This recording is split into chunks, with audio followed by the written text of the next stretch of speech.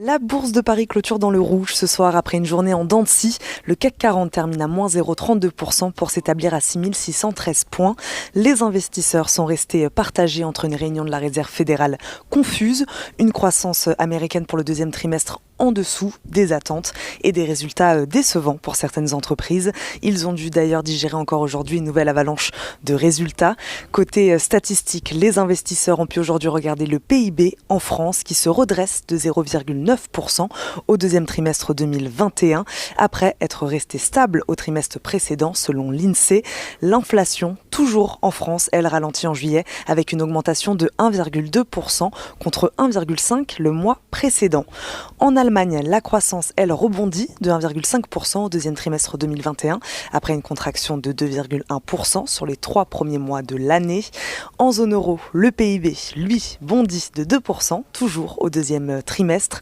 De l'autre côté de l'Atlantique, cette fois, les dépenses et les revenus des ménages ont progressé plus vite que prévu le mois dernier, à plus 1%. Les marchés ont pu regarder cet après-midi la confiance des consommateurs américains qui se dégrade un peu moins que prévu au mois de juillet, à en croire l'indice de l'Université du Michigan qui s'établit à 81,2. En France et du côté des valeurs, on a suivi aujourd'hui Iliad dont le cours a bondi de plus de 60% en marge de l'annonce de ses résultats du premier semestre. L'opérateur Télécom a annoncé son intention de lancer une OPA sur ses propres titres au prix de 182 € par action. Renault aussi, qui a indiqué avoir renoué avec les bénéfices au premier semestre en dégageant un profit de 354 millions d'euros contre une perte record de 7,3 milliards un an plus tôt. Et si l'or Luxottica est monté aussi aujourd'hui, le groupe a revu en hausse ses objectifs financiers pour l'année en cours après avoir dépassé au premier semestre ses niveaux de résultats d'avant la crise. Schneider Electric, après lui aussi avoir relevé ses objectifs pour l'exercice 2021 pour la deuxième fois de l'année, après aussi avoir enregistré des performances records et supérieures aux attentes au premier semestre.